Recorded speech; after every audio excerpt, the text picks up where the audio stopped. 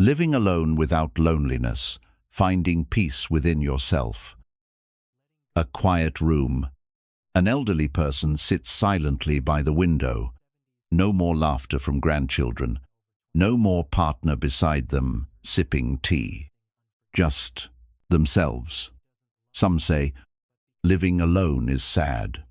But others smile and say, I've learned how to live with myself, and my heart has never felt this peaceful. So what makes the difference? In this video, we'll gently explore how to live alone without loneliness and discover peace and freedom like never before. 1. Loneliness, the silent suffering of old age. As we age, many of us gradually face the reality of living alone. A spouse has passed away. Children have their own families, far away. Friends become fewer. Loved ones leave one by one. There are days with no phone calls. Meals quietly cooked and eaten by one. Nights where only the wind can be heard and it feels cold inside. Loneliness doesn't come from being alone. It comes from feeling unnecessary. One person once said, I've lived alone for 10 years. Everything is normal, but sometimes I feel like I'm slowly fading away.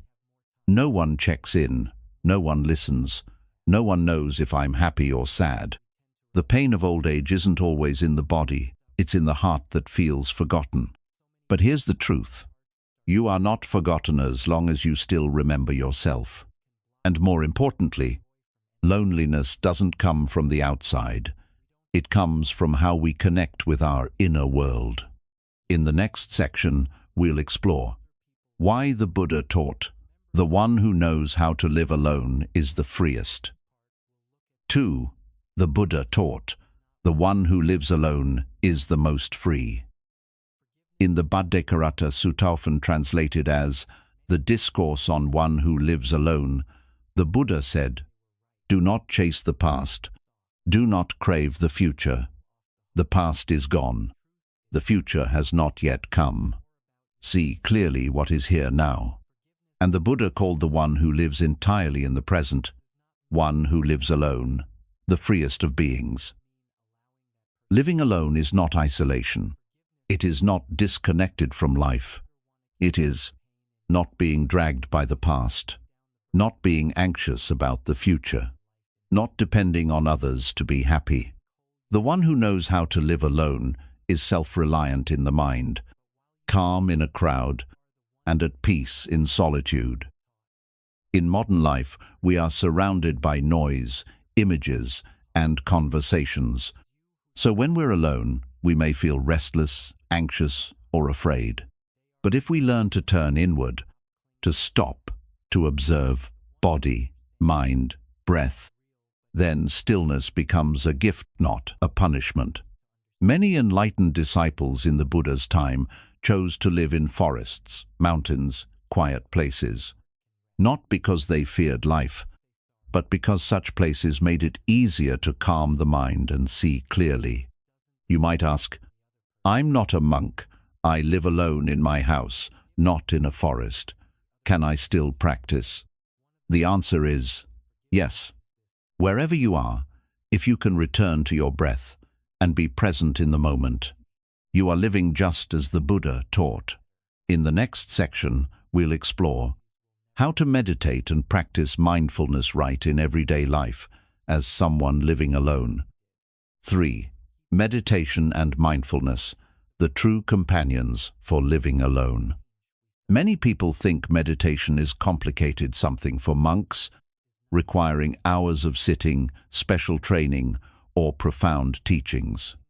But actually, meditation is effortless, and for someone living alone, it can become the most faithful and gentle companion. Meditation is not sitting still, it is looking deeply. You don't need to achieve anything. Just sit quietly, follow your breath, and observe what's happening inside. For example, breathing in, no, I'm breathing in. Breathing out, no, I'm breathing out.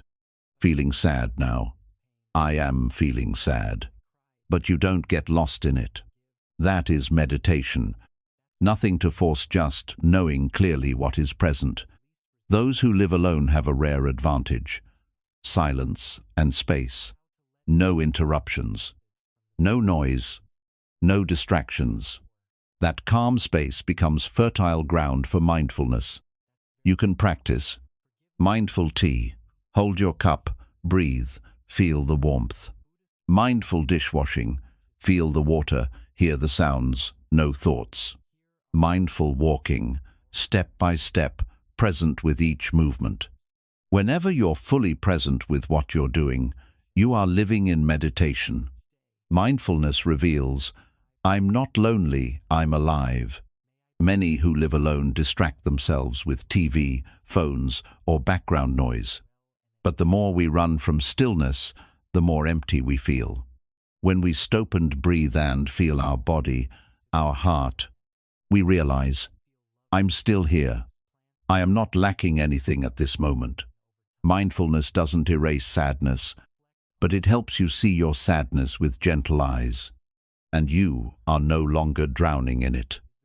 But what about the emotions that still come? Missing family, feeling forgotten, growing old?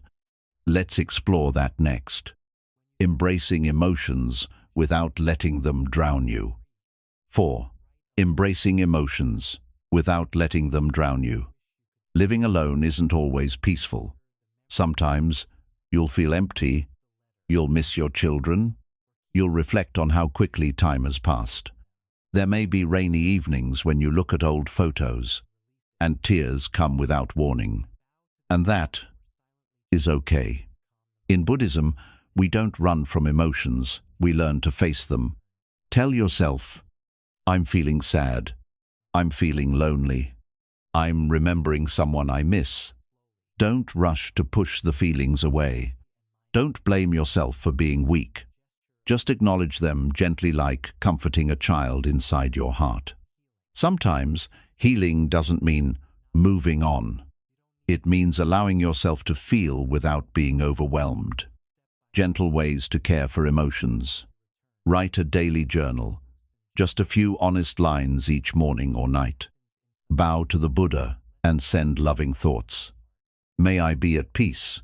May the one I miss be well.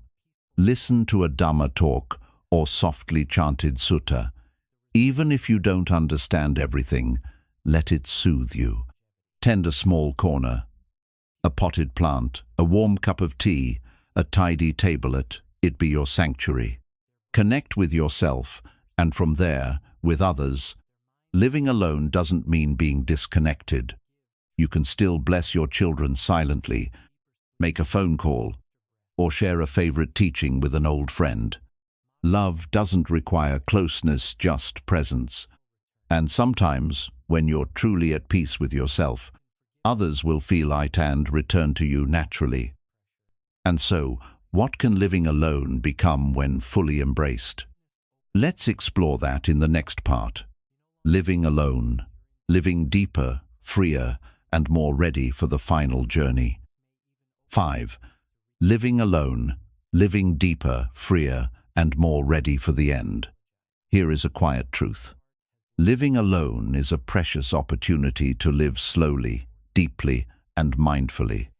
Not pulled by distractions, not disturbed by noise. You have space to return to yourself, reflect on life, mend what is broken, make peace with others and with yourself. When you live alone, you can meditate more deeply, let go more easily, and awaken more clearly. Not everyone gets this chance. Some people crave peace but can't find it. So if you have silence, time, and solitude, treasure it like a sacred gift. You can sit quietly each morning, breathing with awareness. Chant Buddha while walking, cleaning, or resting. Bow to the Buddha and offer silent prayers.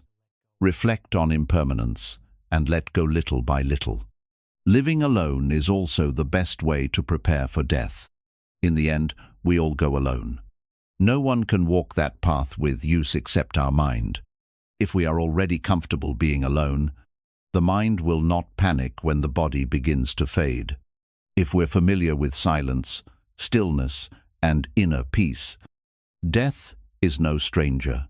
We leave this world as someone who lived fully, with nothing left unsaid, nothing left undone.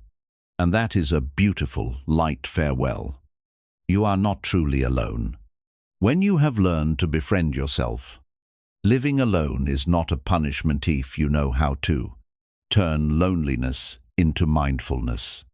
Turn silence into insight. Turn each quiet day into a deeply peaceful one. If you are living alone, please don't be sad.